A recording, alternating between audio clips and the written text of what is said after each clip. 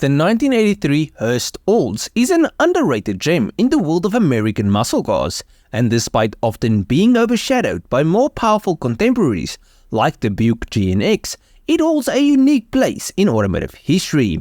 Born out of a partnership between Oldsmobile and Hurst Performance, the 1983 Hurst Olds was a continuation of a lineage that started in the late 1960s. This model aimed to celebrate the 15th anniversary of the Hurst Olds brand, bringing a blend of style, nostalgia, and performance to the table. The collaboration between Oldsmobile and Hurst Performance began in 1968, and Oldsmobile engineers sought out a way to bypass GM's internal ban on engines larger than 400 cubic inches in intermediate cars.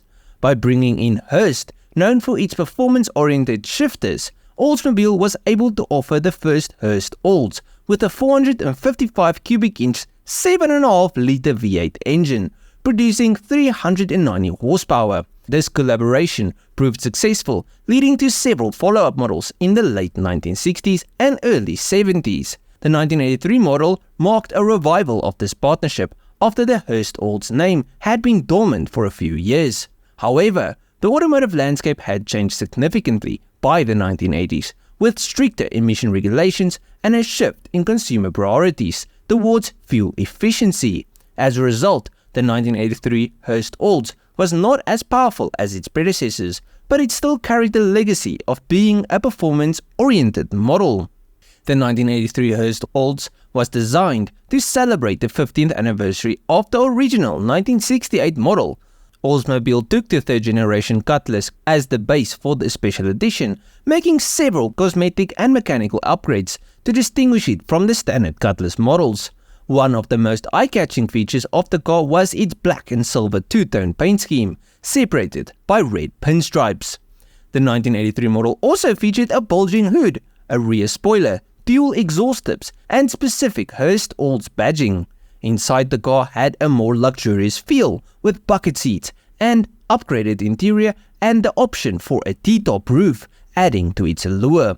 These visual enhancements ensured that the Hurst Olds stood out from the crowd, even if it didn't have the most powerful engine under the hood.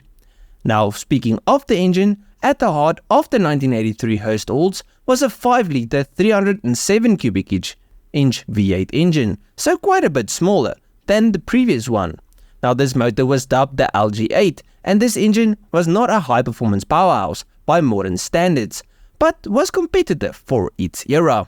The LG8 featured several upgrades, including a hotter camshaft, stiffer springs, and a Rochester quadrajet carburetor, pushing the engine to produce 180 horsepower and 245 pound-feet of torque.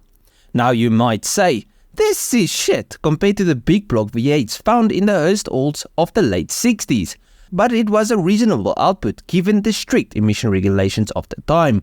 Additionally, the engine was known for its decent fuel economy, achieving around 20 miles per gallon, a significant factor for buyers in the fuel-conscious 1980s. For what it's worth, I like the massive 7+ litre models more as well, but this car still shouldn't be forgotten. Anyways, one of the most unique and defining features of the 1983 Hurst Olds was its shifter system, provided by Hurst Performance, known as the lightning rods. This shifter setup was inspired by drag racing and featured 3 separate shift levers that allowed the driver to manually control the gear changes. This system was mated to a TH204R automatic transmission, but the manual-like control provided by the lightning rods added a layer of engagement that few other automatic transmissions could offer. While the lightning rod shifters took some getting used to, they were a signature feature of the 1983 Hurst Olds models and solidified its status as a performance-oriented car, even if the engine wasn't particularly powerful. For collectors and enthusiasts today, the lightning rod shifters are one of the most desirable and unique aspects of this car. Now, Oldsmobile planned to build only 2,500 units of the 1983 model, but due to strong demand, production was increased to 3,001 units. The model was also so successful that Oldsmobile brought it back for the 1984 model year, though with a reversed paint scheme, silver with black accents, and some minor updates. The 1984 model, however, was not an anniversary edition and lacked some of the special badging found on the 1983 version. But despite its relatively low production numbers, the 1983 Hurst Olds has remained somewhat overlooked by collectors, often overshadowed by more powerful and better-known cars from that era, like the Buick GNX or the Chevrolet Monte Carlo SS.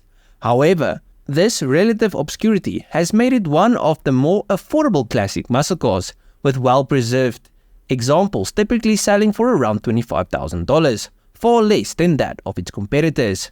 So for those looking to own a piece of 1980s American muscle car history, the 1983 Hurst Olds offers a compelling blend of rarity, unique features, and reasonable performance. While it may not have the raw power of earlier Hurst Old models or the turbocharged punch of the GNX, it stands out for its distinctive styling and the awesome lightning rod shifters.